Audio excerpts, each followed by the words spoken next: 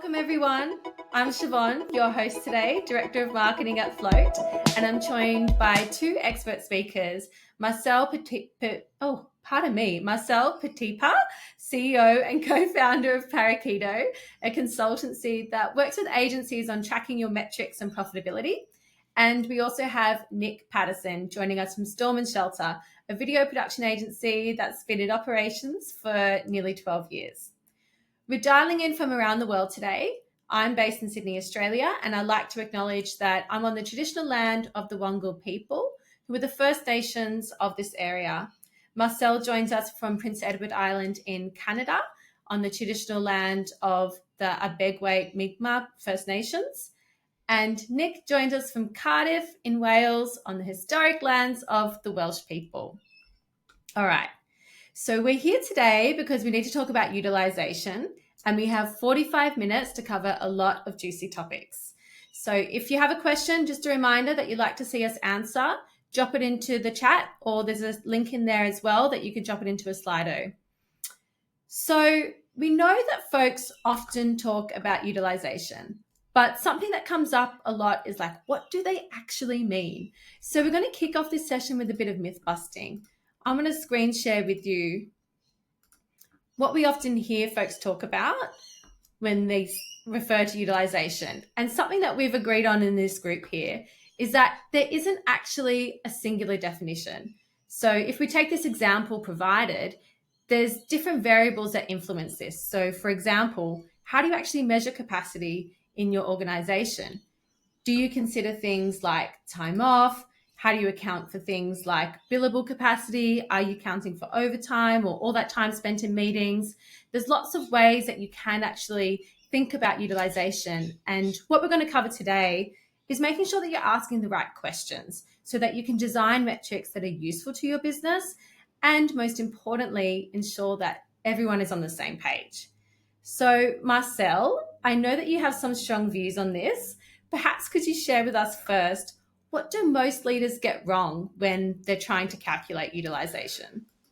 Yeah, I think you've highlighted the most important thing that leaders get wrong when they're trying to calculate utilization, which is they get into this arbitrary argument internally about what utilization is or isn't, instead of starting from first principles and saying, what questions as a team are we trying to answer on a day-to-day basis so that we can do right by all the stakeholders in this business? We can make sure the team is busy enough without being too busy. We can make sure that clients are getting what they need. We can make sure the business is healthy and profitable. Right? Those are all the things that we need to accomplish. And often there are many different versions of what people would call utilization that are going to answer those different questions in an accurate way. And often what we see is trying to use a single metric to do many different jobs. And therefore, that single metric does a poor job of all of those things, as opposed to actually settling and agreeing on, okay, there's a couple different versions here that are all specific to one thing. Yeah, that makes a lot of sense. And Nick, as a business owner and CEO, what's top of mind for you when you're thinking about utilization and asking your team about utilization rates? Yeah, I mean, I think one of the trickiest things about it is that it can be a bit of a difficult conversation sometimes. There's so many, it's a multifaceted being. But I think one of the key things for me ultimately to understand when it comes to utilization as a thing is, the key metric for me is understanding how we're using the time that we have, and are we doing that effectively? I think kind of what Marcel was saying, there's so many different aspects of what makes a business successful and what makes time well spent, that you've got to be careful in how you look at this big scary word of utilization to make sure that how you're looking at the data makes sense to get that data from it. So yeah, for me, it's being able to really get accurate enough, solid enough data to be able to drive the decisions in terms of staffing, performance, and all this kind of stuff. But like I said, you can't necessarily just take one number for that and go, that's it, we'll just live and die by this one number. You got to look at it on a couple of different sort of different ways to make sure it makes sense of that, basically. Totally. I love how you also called it, like when it becomes, I think, this one big number, and I think you said big scary metric. And there is a risk as well that it can become like a fear metric in your organization if you're holding teams accountable to this and it's not actually meaningful. So how do you make sure that you're not just creating fear in your team of, did we hit our targets? And it's like, well, what does this actually mean? So Marcel, in your experience of working with clients, what questions are most agencies trying to answer that people end up calling utilization? Yeah, there's a very wide swath of questions, but I'll separate it into two of the more common ones and then a couple of variants on those. And first, we have to think about who are the stakeholders that are typically asking these questions. So the first perspective is that of the most executive leadership in the business, CEOs, CFOs, COOs. And they're typically looking at the business through a lens of profitability. Are we doing what we can to keep the business profitable? And in that instance, the key question is typically, what is the amount of capacity that we're paying for that gets utilized for revenue earning activity? And so the definition of capacity and the definition of we'll call it a billable hour or a delivery hour, right? We could assign whatever language we want, but a qualifying hour in that context is going to be quite different than often what the delivery team is asking themselves. This would be project managers, delivery managers, traffic managers, et cetera, right? Insert the very long list of different titles you might find in that function. They're generally held accountable to a very different metric, which is of the time that is available on the team, how effective are we at actually making sure that time is allocated towards things that are productive, right? Not necessarily earning revenue. There's a lot of things that could qualify as being productive. Those could be internal projects, that could be working on the company website, it could be improving processes. And so you could see that just based on what sounds like a similar question, and they are similar, but they're materially different in terms of how we would arrive at an accurate answer mathematically, because the definition of capacity in both of those cases would be different. In one, we're saying how much time is available, which is quite different than how much time are we paying for. And we're also probably going to define what is a billable hour or a productive hour differently in those two scenarios as well. And so those are kind of the two major divides. And then within each of those, there is still quite a bit of nuance and quite a bit of variation that can emerge. Yeah, absolutely. I feel like productive is such a loaded term as well. Like, what does productive even mean? Does productive mean productive for the business? Does it? I often think about this concept of like busy work, and it's like I feel busy, I'm doing all this stuff, but I have to, really stop and ask myself, like, am I working on the most impactful thing? Is my team working on the most impactful thing? Is there time spent on the right things? Nick, I'd love to hear your thoughts on this. Like, what are some of the things that you're thinking about around utilization and metrics, and any response to what Marcel shared here? Yeah, 100%. I mean, like, you basically touched on that idea of like feeling busy and being busy. And, I think over the course of the years of at STORM+SHELTER, you basically end up sometimes in those periods where everything feels super hectic. And you're kind of just like, oh, okay, especially if you're on like us, we work on project basis. So a lot of the times it is a case of ebb and flow, right? Sometimes it can be absolutely crazy, lots of stuff going on. Other times can be a bit quieter. And I think you can really sometimes feel that pinch of feeling really busy. And I think that sometimes that can drive sort of senior leaders to go, do we need more people? And I think, we've made the mistakes along the way of kind of just being in that trough of feeling busy and going, should probably hire some people to help get this moving. But the problem with that is that unless you've got a really big runway of foresight of incoming work, then you're being very reactive. And unless you've got data, ultimately, to a certain degree, to be able to go, well, I can prove the utilization ultimately of this kind of role over time. Like, I can see that it's billable work that's being done, that hence you can kind of in a way retrospectively justify really at that point then needing to hire to grow the team. And I think without that data, it can just go on feelings, and that can end up sometimes being in really hot water. I think especially for smaller teams on that as well. But I think riffing out what Marcel was saying in terms of that sort of mixture of billable time, again, however you want to call it, billable time versus non-billable time, again, it's not as simple, because that non-billable time can actually end up being some of the transformative time within the business as well, where you can't necessarily just look at somebody's time there and go, well, they did 50% billable, 50% non-billable, so they're not really being utilized to their full potential. But unless you are clever about how you actually organize that time and log that time as well, I would say, how you break down that internal or non-billable time. If you just block it as internal, as just one thing, you're going to end up looking at it and going, what did they do? But if you're clever enough to think about assigning internal sort of directives, internal projects, you're putting those as projects in themselves, again, as a business owner, you can at least look at those internal things and go, did that thing take too long? Did we actually use the right resources and the right people and the right amount of time on that as well? So yeah, I think you've really got to look at it in the lens of not necessarily just that billable, non-billable, because you actually look at the non-billable stuff and go, well, what part of that actually drove things like new business, bits like marketing, things like that, where again, maybe more prevalent in a smaller team where people do end up sort of crossing a lot of streams as well.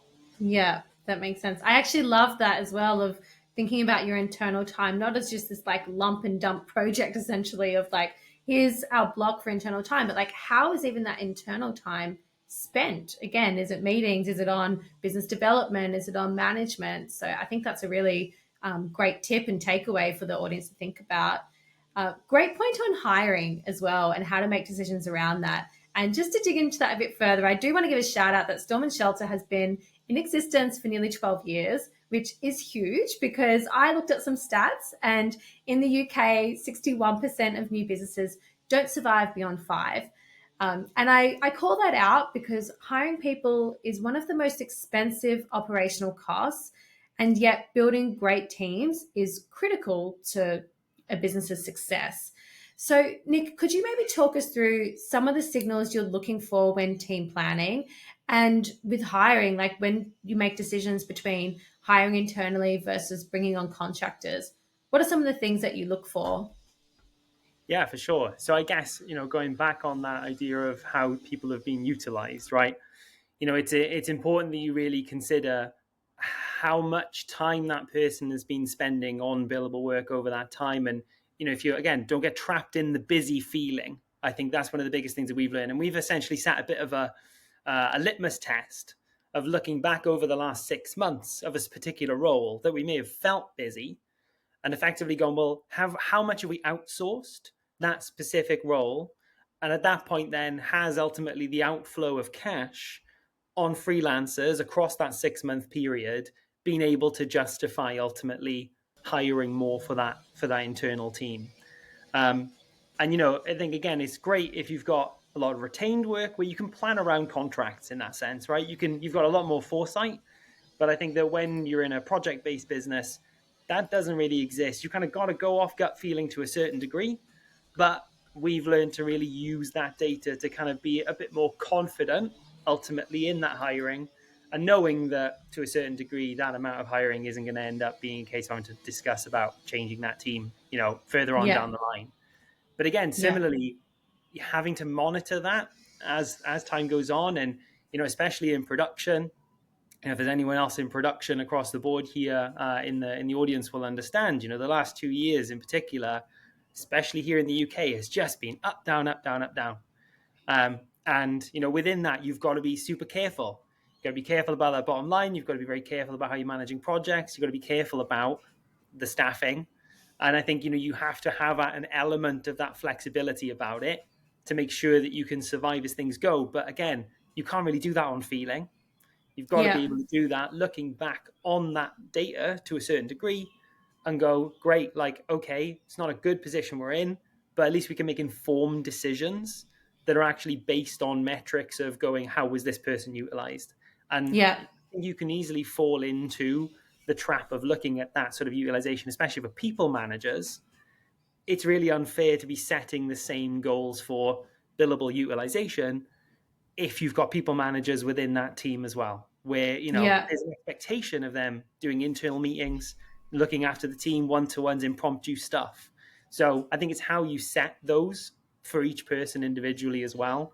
That goes a long way to not just setting some blanket rudimentary number across the entire team Got and it. running into problems. Yeah, I think that's a really good example too of like thinking about utilization differently across your team depending on what the roles are, who they are, what's involved in their scope. Marcel, I can feel you kind of like bursting through the screen with some thoughts here, and I am going to hand to you because something that I was quite excited about having you on the call is your strong views on utilization as an agency metric. And I'm going to jump you in. I'm going to quickly screen share for a second here on a LinkedIn post that I had to screenshot and save, where you talk about utilization being a really dangerous agency metric for professional services organizations. And I think this is a really key point. I'm excited to play with fire. That's why we're here. Let's keep it spicy. So perhaps, Marcel, can you elaborate on this? In your opinion, like how should teams, like what are some of the steps that they should be taking to track utilization effectively? Yeah. And who, in your opinion, should be driving this? Yeah, it's an excellent question. So I think there's two traps and they compound on each other. The first one we already talked about, which is just starting to measure a metric of utilization without putting a lot of thought into why are we defining things like capacity and billable hours the way that we are. What question is this meant to answer, and is it doing so accurately? But the second key mistake that I see people make is they start holding their delivery teams accountable directly to utilization targets as a performance metric. And I think it's Charlie Munger that said, show me the incentives and I'll show the outcome. That set of incentives, unless there's only one asterisk on this. If you run a firm where you can bill by the hour and you can bill as many hours to the client as you want and they'll never push back and not pay you, right? So like if you run a legal firm, what's your client going to do? Sue you? Okay, great. So there you go. Hold your team accountable to utilization target. They're going to work a ton of extra time. They're going to pound as many hours into projects as possible. And that's great. You're going to get paid for those. But for those of us running agencies, we can't get away with that. We can't just run away with the project scope and get paid for all of that time. And so when we start holding our teams accountable to utilization metrics arbitrarily, two things tend to happen. The first is they're going to spend more time doing the same amount of work that there existed before because they don't really have control over the levers that actually influence utilization, which is the staffing in the agency and the work that's coming in. That is often beyond their control. So they're going to do what is within their control, which is put more time against the projects that already exist. And that is actually a worse outcome than if they had completed the work in less time. The whole agency is worse off. There will be no improvement to profitability, but the business will feel busier than it actually is. Clients will feel that they're getting a level of service that they're not entitled to, and we won't have accurate time tracking data, and so we won't have clarity on how long it actually takes us to get things done. So there's a lot of negative outcomes that come from that. The second thing that this tends to do is it creates pressure for us to start to change the metric in ways that are designed to appease sentiment as opposed to be accurate. Right. So in my opinion, this is why a lot of executive leadership teams that should be measuring utilization in a way that would make a lot of project managers like want to have a heart attack, which is total capacity. For most people, that's 2,080 hours a year. We leave all the vacation, all the holidays, everything in their capacity. And then we only count delivery hours, which is time spent on client work. And the result of that is utilization rates look low. And that's because they actually are. Right? When you take into account the fact that time off is not utilized, internal time is not utilized, the company's foosball tournament every third Friday is not utilized, right? Like that's a cost to the business. And so as a CFO or a CEO, we need to view it that way. But then when we start putting that in front of the team, they start going, well, that doesn't seem fair. And that's true. If they're being held accountable to this target, that isn't fair. So now all of a sudden, okay, well, let's take all of your time off out of your capacity. Oh, and we asked you to work on the company website. So let's make that a billable hour. And now all of a sudden we end up with this metric that the CFO is getting a false positive. The more time off the team takes, the higher our utilization rate is. So they think, oh, great, we're profitable. But the opposite might be true. Or the more time we spend on internal things, the higher utilization rate goes. So that's the danger, is we end up with false positives in the metric and metrics that are not really answering the question that they're designed to answer. And we end up with incentive structures within the organization that actually drive the opposite of the intended outcome, which is often overworked, burnt out people and a less profitable business as a result. That's a really bad situation. Yeah, I love that. Thank you so much for that insight. I feel like there was just so many nuggets then, especially around like essentially what you're creating as a culture, right? So you put these metrics and these targets, but like what are you actually incentivizing as a culture? And I think there almost requires like a bit of truth telling in the metrics that you set, right? Like this is how we think about capacity. This is how we measure it. We understand, for example, that everyone needs time off to be able to turn up and be their best selves at work. And so we remove that from capacity because we want you to use, these perks and benefits that we've designed to be able to help you bring your best self to work. Lots of stuff in that. That's really, really useful. Thank you. So let's actually expand on that a little bit further. I really want to actually talk about what this looks like day to day. So Marcel, perhaps could you share with us, let's get a bit hands-on. I'd like to give our audience some walkthrough scenarios of not just utilization tracking, but useful signals, like signals to look at team health, business health, project health. And disclaimer, I am going to ask if you can perhaps screen share Float to walk us through some of this. I absolutely can. And if we have some time, I'm also happy to share my screen on my iPad and we can go through a couple of mathematical calculations. But yeah, I think it'd be cool to go look at Float and illustrate that even within a platform like Float, there are many different permutations of this that are all slightly different, all designed to answer slightly different questions. So let me just get my screen sharing going here. Somebody has some birds. That. I love it. Birds going. That actually could be you? me. It's the morning in Australia, so it could be our beautiful wildlife. It sounds so tropical. Okay, so this is one of the, I think, most popular views inside of a platform like Float, where we're looking ahead and we're getting an idea of, how busy is the team going to be. And you'd imagine that this is something that a person on the delivery team is primarily using to do the thing we talked about earlier, which is try to meet that expectation that is bestowed upon them, which is, hey, we have a team, that team has a certain amount of time available in a given period of time. How is that time being allocated towards things that are moving the business forward, whether that be client work or internal time? And so you can see in this view, we have a percentage here. And what this is representative of is when we say this person is 100% utilized, the way that's being defined in this particular case is 100% of their available time.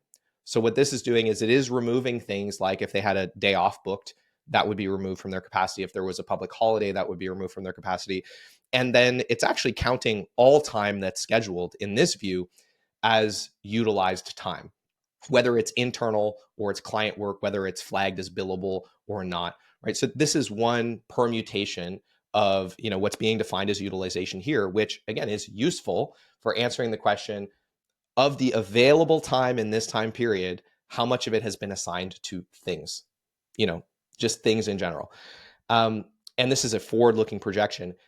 Further, there's other measures in here that are different, but equally useful for answering different questions. So in this view, we can both look ahead and look back, but assuming we're looking back at historical time, there's a couple of different concepts here that are interesting. So the first is what percentage of logged time was billable versus non-billable, right? And so I've seen people refer to this as utilization. All the power to them, right? Again, this is a useful insight in terms of how much of the time that we're spending is billable versus not billable. Then you also have these concepts here, which are paying attention to what percentage of a person's available capacity has been scheduled. So in this case, we can see that 53% or 30% of these people's time has been scheduled, again, on anything, not necessarily billable, non-billable, but we can also refine that to say, well, what percentage of their capacity is going to be spent on billable time? That's a different value. And what percentage of their scheduled time, right? So you see there's all these really nuanced variants and they are mathematically different and they all give you a different readout in terms of a percentage. And so I think this speaks to the idea that if we're trying to land on a single definition of utilization that everyone's going to use for everything, we're at best going to end up with something that's misleading, but most likely end up with something that is confusing and not that useful, and most importantly, not accurate for all of those questions, maybe accurate for just one. So hopefully this is helpful in terms of illustrating like what are all the different kinds of metrics that you might be able to calculate inside of a tool like Float, keeping in mind that ways that you may be able to adjust this further to your own context would be adjusting people's available capacity, like on an individual basis, adjusting them from 8 hours down or 8 hours up. And you also have, in every platform, not just Float, the ability to define what is a billable hour for yourself. And that's just going to come down to basically what projects you flag as such. So that's my quick rundown. I'm going to stop talking now. Thank you. No, that's really helpful. And I hope we might have time for your whiteboard session. We've got some questions to get to at the end too. But if we don't, throwing it out there, maybe we can send the audience a bit of a video or something from you kind of walking through some more scenarios. But before we move on to the last section of this session, Nick, I do want to come to you because I know that you've used different tools. You've used, I think, Asana for project management. You're using EverHour for time tracking. And I just want to call out something that I hear a lot from professional services folks is that they're seeking to get live insights. Like they want to see in real time what is the health of our people? Where is their time being spent? And this isn't always possible in, task management tools. It's just not there. And that's one of the reasons that they end up kind of looking for a solution like Float. So Nick, I just want to hear from you. Like, what was your experience in using different tools in running your agency, and what drew you to look for a resource management solution? Sure. I mean, I can probably speak for almost every business owner when everybody's looking for that silver bullet, right? That one thing that's going to literally give you all of the data you need all in one place.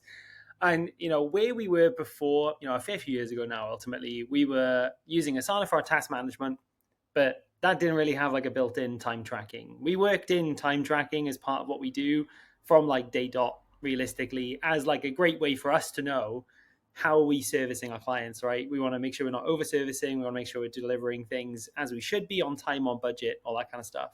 So we ended up using Asana for our task management, and we were using EverHour at the time because it had a really nice integration that basically gave us hours next to every task. So we would basically budget everything out, put everything into EverHour, pull into Asana. That was okay. Problem was Asana's actual scheduling was pants. It was awful. Really trying to choose my words. But yeah, it was really frustrating. When we got to a certain size team and the diary review was chaotic, and the kind of thing they started bringing in with like utilization really wasn't great for us. So we ended up looking at sort of Float as mainly a low way of looking at scheduling. And effectively off the back of that, we were sort of still using EverHour at the time for time tracking and trying to use the integrations, but eventually Float sort of started bringing in time tracking. We were like, oh, yes, come on. A nice place for us to get solid data in one spot, right? Have we scheduled enough time for what we've budgeted ultimately? And how is that being logged in the same place? And the benefit of that for us is so that we can effectively look at it. And what the team really likes is to know, how am I tracking against what I've been budgeted at? So for instance, if I've got a motion designer here working on animation, they may have 60 odd hours to do their particular task in the project at this point. So they want to know live, ultimately, as they're going along, how many hours are left within this task. And, that's kind of how we like to work, is we give everybody ultimately the flexibility in order to work on stuff and go, great, well, they manage their time within their task. And ultimately getting that data straight out the back end with Float is really, really useful for us. And, ultimately we can use the API now, which is super useful to bring in things into different ways, automate a lot of the stuff from our budget straight into Float. And the hours by task on a budget is like so good that we can literally just be able to go, great, we've literally budgeted these line items. They pull straight into Float by the tasks. And ultimately, when we're scheduling it, make sure we're scheduling the right amount of time. And ultimately, looking back on the logged versus scheduled, how are we logging against that? And do we need to course correct? Because there's so many different aspects in delivering our projects that we want to make sure that we're not overservicing certain areas that maybe end up leaving things towards the back end of the project in a bad state. Got it. Okay, first, I think I have to tell our audience that we did not pay you to say any of this. So that was candid, I promise. And I actually thought like, okay, we're going to spend 1 minute max on Float. So we've gone overtime there. Apologies to my marketing team that I've let this happen. But in saying that, I do also want to call out, yes, we do have inbuilt time tracking in Float. However, what I also personally love hearing about this is like, it's not actually about do you track time or don't you, but what we seek to do is like, how can we give you the data that you need to make better decisions? So for teams like STORM+SHELTER, a production agency, it makes sense for you to track time. We also have a load of teams who don't track time, but for us, it's about how do we get more data into Float to help you make better resourcing decisions. And so you can compare things like, this is how much we budgeted, this is how much we scheduled, this is how much we scheduled, this is how much we logged. You can look at utilization rates and capacity like Marcel walked us through. So, something that we believe really strongly in is making data-informed decisions. And it's not just about having the data, because to be honest, the data is everywhere, but actually centralizing it and helping you make sense of it. So for this last section, and we're going to whiz through this because there are a bunch of audience questions coming in now too that I want to make sure we have time to answer. But I do want to play a game with you both, Nick and Marcel. And the game is called The Question Behind the Question. And the idea of this is that every high level or vague question, there's usually something deeper that the person asking really wants to know. And Nick, I'm going to call you out here that these kinds of questions often come from leadership or the CEO like yourself. So here's how it's going to work. I'm going to screen share and give a few examples, and I'm going to ask you both to break down what's really being asked. And maybe, just maybe, there might be a few instances where a definition of utilization of sorts could help folks formulate their answer. So let's start with an obvious one. Marcel, I'm going to hand to you. This is the question that is being asked. And what on earth do leaders really mean when they're asking, what is our team's utilization?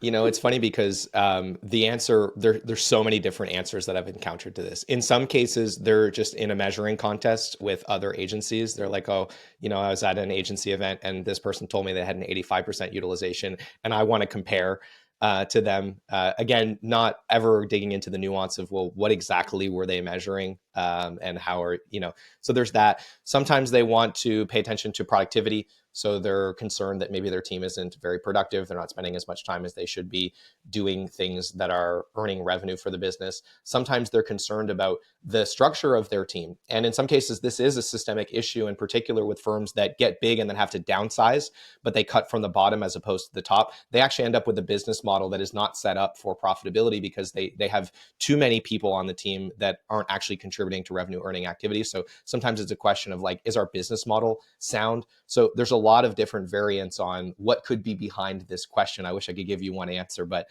it kind of comes back to the theme of the webinar, which is there usually isn't just one answer. Yeah, I love it. That's a good one. Nick, the next one is for you. When you as CEO are asking your team, what percentage of our time is going towards billable work? What do you really mean? Are people, well, I mean, to a certain degree, it's a case of if you're taking the thinly veiled sort of professional speak out of it, it's literally a case of going, have we got too many people, really, to a certain degree? Like Marcel was saying, I mean, there's an aspect of it that is a case of going, who's actually busy doing stuff that they're being paid to do by a client versus how many people are just sort of doing bits to just keep busy or, again, those internal bits. So I think, you can effectively look at going, are we to a certain degree on the good, like angel on the shoulder thing could be a case of, are we at risk of burnout? Can we maybe look at changing some of this and making sure that there's billable work being spread across the team? But I think if you look more towards the devil's side, which I think is probably a bit more prevalent in these kinds of questions, it's typically more of a case of being like, how much billable work are we actually doing? Like, feel like we're busy, feel like we're doing stuff, but how much of it is literally going towards servicing stuff that we're being paid to do versus things that we're just doing for the sake of it? Yeah. And I think it's a really interesting thing as well, where, I think some people have been mentioning about over servicing and how do you sort of keep an eye on that as well. And I think, that's just a case of being really clear when it comes to when over servicing becomes non-billable and really getting into that definition as well. But yeah, that's where I think this is trying to say under the surface. Yeah, thank you. I like how that relates to some of the conversation we were having at the beginning of this session as well around like this shouldn't be a fear metric target. Like when you understand what leadership, what you're actually looking for, what you're seeking to answer, which is, is the work we're doing impactful? Is this helping our bottom line, which ultimately is what keeps people, employed? And then secondly, to your point, I like that example about burnout. Like it's also looking at team health. So yeah, I think they're really important points. We've got like 7 minutes left. So I'm going to jump to audience questions because there's a bunch coming through that the team is sending me. And I really want to make sure that we can get to some of them. So I'm going to start with one from Dan. And Marcel, I'm going to hand this one to you. The question is, how do you detect if a team member is putting extra time towards a client project due to a lack of other tasks assigned to them? And if you want to show a high percentage of billable time, or if the time is being spent on an account is actually necessary? Yeah. That was a lot. Did you catch that question or should I repeat it? I did. No, and I read it in the chat Awesome. earlier. So it's already been stewing in my consciousness. The short answer is this is where having a framework for how to measure the profitability of the business becomes incredibly important, because we can't infer the profitability of the entire agency from just utilization or just project profitability, right? It's very possible that projects are very profitable and the business is not, because utilization is poor. It's very possible that utilization is sky high and the business is still not profitable because projects are dumpster fires and we're going way over budget and everything. So we need to have a holistic view. And in this instance, I would be paying attention to those two metrics. I'd be saying, are we consistently going over budget or meeting or slightly exceeding the budgets on projects, despite the fact that we were forecasting to actually come in under our utilization target? And if we're seeing consistent lopsidedness and it's isolated to specific team members, that might be a good sign that perhaps there's a conversation that needs to be had there. Perhaps you need to evaluate how you're talking about this metric and the incentives that you may be creating that you're not aware of. But that is how I would start to evaluate that from a data perspective to inform where I might have a curiosity-based conversation, not a disciplinary conversation, because that could make this problem even worse. Oh, I love that. A curiosity-based conversation, not disciplinary. How's that for building trust in your team as well? Again, keeping it open, keeping it honest. Nick, my next question is for you, because I think you might be able to help us answer this one. It's an anonymous question sent through. How do you reconcile the plan with reality of what actually happened? Sure. I mean, I think kind of as you were mentioning before, or we were talking about earlier about being sort of finger on the pulse. I think there's a certain amount of that needs to be kept up throughout a project to make sure that you're, ultimately keeping an eye on that project health and having that data constantly fed to you about exactly what's being spent where and when on a particular project is really useful. I mean, there's also that aspect of discussing. Like, I don't think any of these tools at all can replace an actual conversation about how people are getting on. And I think that's probably a big part of this, especially when it comes to like reconciling, what we do towards, again, with the end of that project, let's say we have, as we've been going, looking at how much time we've allocated per task. Have we logged against those tasks as expected? Yes, brilliant. And then reconcile that against the original budgets and all the other stuff that needs to come into it to make sure that's a thing. But from us, it's a case of within Float, let's say, or within other tools. There are other tools available, obviously, I guess. If you basically go into Float and you can effectively set what your goals were, i.e. full amount of hours available, or hours by task, or hours by phase, at that point, as you're going along, when you're completing tasks, we're on track. As you're coming towards the end of that project, you can see that total amount of hours, you can effectively know. And I think that's where that sort of hours by task is really useful for us in particular, is because as the project progresses, kind of similar to phases, you can at least see, okay, have we actually done what we've needed to do up to this point in terms of how much billable work we've logged against that budget? Yes, we've done what we need to. Great, we're on track. We can still go. Yeah. And if we're over, we can course correct and make those changes as we go on as well. I actually love what you mentioned there too around, it's one thing to map like your plans, did they meet reality? Like how did that line up? But then also having conversations with your teams, because something that we think about a lot and we've discussed in terms of like Float helping people is like, it's not just about assigning who's available and who has the skills. There's more nuance than that. It's like also looking at like, well, who's best suited for this job? Like who loves this kind of work? And we know we can actually get it done more effectively. And that's not like, where do you kind of place that? That's also from just knowing your team and learning like what people's strengths are and trying to play your team to their strengths as well. I think what you were, just to jump in there, I think we sort of touched on culture and like how this is not something that you can just magic into a team and expect everyone just to understand it as well. Like it's the level of onboarding, the level of understanding, and ultimately helping people understand why you're looking at this data in the first place from their perspective and why it helps them as employees, as team members. That will help ease that idea of going, is that data lying to me? And ultimately, what Marcel was saying in the chat there, data can only tell us what it is, not why it is. If you effectively are in a position where you can start talking about this stuff to go, we need to understand how we're spending our time and how we're utilizing our teams to make sure that we're not in a position where we're under budgeting for stuff next time around. Yeah.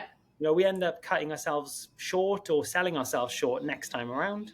And then ultimately that doesn't serve anyone's ambition of making great work. So that's where that data comes in it for them. I think building a culture where people can speak about this stuff in a position where they're in a position of power to go, I might need help here because I think I'm getting close to the end of my budget or my utilization numbers here to what I should be tracking against this project, means that you can have those discussions and sort things out as you go. Totally. I think especially in the agency world where things are changing and moving all the time, and it's also quite a high pressure environment, a culture of candor is really important. Marcel, I have a question for you from Joe, and I think this is a really good one because obviously in terms of actuals, time tracking is like often the go-to for teams. And Joe's question is, how can we make better decisions if we don't track time? It's an excellent question. In timesheets specifically, I should add. Yeah, well, yeah, there you go. So therein lies the nuance. The first thing to say is that if you don't have a model of where your time is going, you are at a massive disadvantage running a service-based business without that information to empower you. It would be like running a restaurant without understanding what the food cost is in your dishes. It's just going to be much more difficult. So I would encourage you to find a way to model where time is going. But to your point, Siobhan, timesheets are the most common way to do that, but it's not the only way to do that. And if your business is structured in such a way where, for example, people tend to spend half days or entire days on single clients, then you could probably use your resource plan and have a project manager updating that on behalf of several employees and have that be a materially accurate record of where time went. Because when you export that to a CSV, it looks exactly the same as a timesheet. Person, date, amount of time, what client it was on, all the metadata is exactly the same. So that might be kind of an in-between for you, Joe, if you don't want to go down the path of installing timesheets, using a resource plan or even a resource plan informed type of timesheet mechanism could be a happy medium so that you still have some insight. And then the other thing that I would encourage you to do is make sure that at the very least, when you're getting financial statements from your finance team, that you have some clarity on what your delivery margin is relative to the rest of your operating costs. And I'm happy to provide some resources to go deeper on what exactly that means. We would need a whole other webinar for me to explain it to you. Yeah, I love that. I actually think we probably should consider a time tracking actuals webinar. I'm not allowed to use that word, live session at some point. Anyway, thank you both so much. This is actually all we have time for today. We are on time. Thank you so much to our awesome speakers. You've been fantastic, shared with us a wealth of insights. If you want to keep in touch with Marcel or Nick, you can find them both on LinkedIn. I can say I actually follow both of them, and it's very informative as well as entertaining. So I recommend giving them a follow. Thank you so much. Thank you as well to our audience for your awesome questions, especially keeping our two speakers here on their toes at the end. I've just dropped a link into the chat with welcome feedback on today's session. So please send that through if you have a minute. And we'll see you next time, everyone. Bye for now. Thanks, everybody.